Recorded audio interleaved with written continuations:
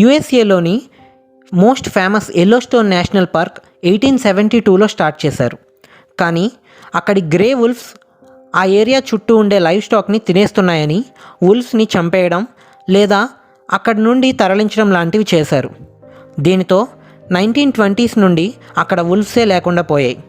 దీనివల్ల ఎల్క్స్ పాపులేషన్ బాగా పెరిగిపోయింది. ఈ ఎల్క్స్ నది ఒడ్డున ఎక్కువగా ఉంటూ అక్కడి చెట్లను తినేయడంతో వెజిటేషన్ తగ్గిపోయి సాయిల్ ఎరోషన్ ఎక్కువైంది. దీనివల్ల రివర్ ఫ్లో అండ్ డైరెక్షన్స్ మారిపోయాయి. ఎల్క్స్ ఎక్కువగా తినేయడంతో ప్లాంట్ అండ్ ట్రీస్ తగ్గిపోయాయి. మిగిలిన చాలా యానిమల్స్కి ఫుడ్ అండ్ షెల్టర్ లేకుండా పోయింది. ఫలితంగా చాలా యానిమల్స్ చనిపోయాయి. నేషనల్ పార్క్లో ఉండే లైఫే మొత్తం మారిపోయింది. అప్పుడు దీన్ని సాల్వ్ చేయడానికే 1995లో జనవరిలో మళ్ళీ గ్రే వుల్ఫ్స్ని అక్కడ రీఇంట్రడ్యూస్ చేశారు. అప్పటి నుండి ఎల్క్స్ పాపులేషన్ కంట్రోల్లోకి వచ్చి వెజిటేషన్ పెరిగి ఇతర జీవులు చాలా వాటికి ఫుడ్ అండ్ షెల్టర్ దొరికింది. ఎకోసిస్టమ్ సస్టైన్ అవ్వాలన్నా, లైఫ్ బ్యాలెన్స్డ్గా ఉండాలన్నా దానిలో యానిమల్స్ రోల్ ఎంత ఇంపార్టెంటో చెప్పేలా ఈ ఎల్లోస్టోన్ నేషనల్ పార్క్ ఒక లైవ్ ఎగ్జాంపుల్గా మారింది.